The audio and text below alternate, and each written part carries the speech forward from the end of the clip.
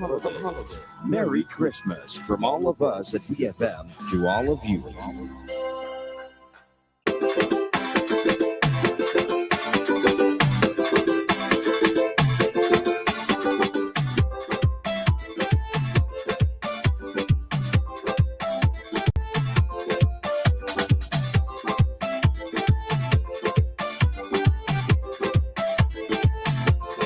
All right, just a reminder that we are activating mornings coming your way with the kind compliments of Flow.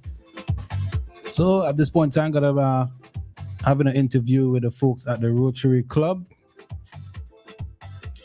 All right. And we should who we have online, Simone. Okay, so we are joined by a member of the Rotaract Club of Kingstown, and we will be talking about the One Wish Community Service Project. This morning, we are joined by immediate past president, Miss Simone Allen. So, Miss Allen, good morning to you. Good morning, everyone. Morning, and how are you? I'm doing well. How are you? We're fine as well. We're fine. I'm glad to hear. All right. So first off, I know that we're here to talk about the One Wish Community Service Project, but in case persons don't know what the Rotaract Club is all about, maybe you could just let us know and then fill us in on what the project is about. Yes, certainly. So the Rotaract Club of Kingstown, we're a community service organization with persons aged 18 and over. We're committed to addressing the community needs within our community. And we execute a lot of community service projects. So we would do things like Feed the Homeless projects, our current One Wish initiative, which I would explain about shortly. We do like wash hygiene projects, many other professional development projects as well. Okay. And if I'm not mistaken, you are the junior members of the Rotary Club, right? Not really. And No? so other persons don't know the difference between Rotary and Rotaract. So Rotaract, previously it was for persons aged 18 to 30, but we recently removed that age barrier, and now you could be a Rotaract member no matter your age. And then it used to be you transition to Rotary when you turn 30, but that's no longer the case, and persons can join Rotary if you're 18 and over now as well. So okay. Two types of clubs that work towards the same goal essentially, and we collaborate a lot. But yeah, you could say that we are like the younger version of Rotary. Okay, I didn't realize that it had changed. It had changed now. Okay, all right. So I learned something new today. Thank you. No problem at all. All right. So let us know about the One Wish Community Service Project. Okay, so the One Wish Community Service Project is our club's signature project, and this is our 12th year of completing it. And essentially, we have our members and volunteers stationed at CK Graves Supermarket in Annisvale, as well as Massey Stores, Annisvale, and we encourage donations from shoppers during the season. So we collect these donations in December with the intention of distributing them in January in collaboration with the Ministry of Social Welfare to persons who are on social welfare and need that extra support in January. We know how December is. A lot of persons usually are more expensed in December, granted the season, it's the holiday, and just an influx in various prices for various items as well. So January tends to be a really hard month for some persons, and that's why we started this project to provide some extra cushioning. And we know how January has a million days and nights also. So yeah, just a little extra support. Okay, so you mentioned the supermarket. So it's a case where you can purchase an item and you drop it in a box or something? Yeah, so we have persons stationed at the supermarket. So as you walk in, you may be greeted by one of our Rotaractors or volunteers, and they would show you a list of the items that we are interested in collecting. And then after you do your shopping, you cash out, there would be another person that's at the box right outside the cash desk, and you could drop your items there. Okay, and how, so if I want to be able to assist or donate in this, what times are the persons usually there? Are they there the entire time that the supermarkets are open? And which supermarkets specifically? Okay, so our current locations are CK Graves Annisvale and Massey Annisvale. We, during Monday to Friday, we're there between 5 and 8 p.m. And then on Saturdays, we're there from 10 a.m. to 1 p.m. or 4 p.m. depending on the supermarket hours. Okay, We and also Mhm. sorry. Go We ahead. also have a drop-off location at Massey Kingstown. No one is usually there, but persons are free to make their purchase from the donation list and drop the items in the box there. Oh, okay. All right, because I'm thinking of persons who might be shopping outside of the hours that you have, well, your group has someone there, but they still want to be able to participate or contribute. Okay. Yeah, that's also no problem. Because we are planning to end the supermarket stations on the 19th, but persons can reach out to our club, any Rotaractor or Rotarian that they are familiar with. They can reach out to us, and we can organize to collect your donation, even if it's outside of the One Wish supermarket hours. Okay. All right. So we are currently joined by Alejandro Tesorio. Say it again. Good morning, guys. Good morning, Simone. Good morning to the WEFM team. And my apologies for joining late. I had a few engagements this morning I had to deal with. But yeah, just a pleasure to be here as usual. I hope you guys are well represented in the Rotaract Club of Kingstown. I'm actually the club service director. But yeah, I don't know what you guys have already touched on the interview, but I'm happy to just jump in and support anything Rotaract related. Okay. Say your surname for me again. Let me see if I say it correctly. You want it with the Spanish accent? Sure, why not? Let me say it properly. Tosero.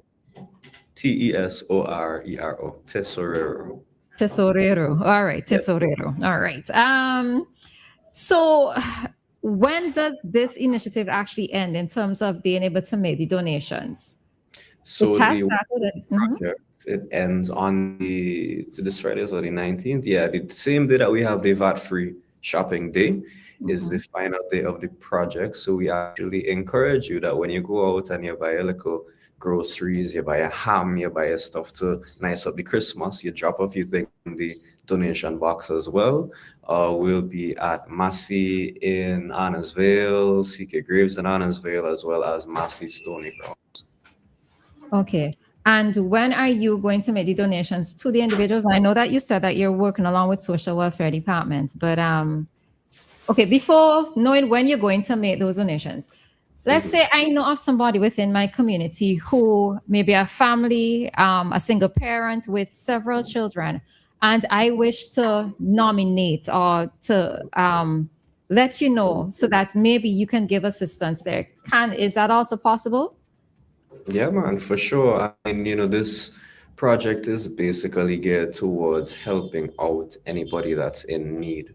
We tend to target more vulnerable communities, more disadvantaged families and things of that sort. But if you have any sort of suggestions as a general public in terms of someone who you believe would benefit from a donation or contribution such as this one, our lines are always open. You can reach out to us via most major social media platforms. We're on Instagram, the Rotaract Club Kingstown. We're also on Facebook as well as LinkedIn. So, you can reach out to us via any of those platforms, get in touch, let us know, hey, I know someone, I know a family who could also benefit from these donations. How do we start that process? How can you guys jump in and help? So our lines are always open. Okay. And given that this is barrel season too, right? I know that it's very encouraging persons purchase from the supermarkets and donate. But let's say I got a barrel and I'm willing to donate things from my barrel, food items from my barrel. Would that also be accepted? 100%. We don't discriminate with the items. We don't discriminate with the donations. So if you know your tante from overseas, she sent down a little barrel and you have a few items that you feel as though, would definitely benefit somebody more than they would benefit yourself. You have maybe, I don't know, 10 cans of tuna, 10 of corned beef, and you feel like you want to donate 3, then, definitely we are open to accepting donations like that as well. It's not just something that you have to get from the supermarket and donate it right then and there. We are accepting donations of any kind. And even if you don't have any items but you wish to donate cash, we're also accepting cash as well. But of course, for something like this, the actual physical item is always preferred. Okay. If somebody want to donate cash and they live in overseas, how can they do that?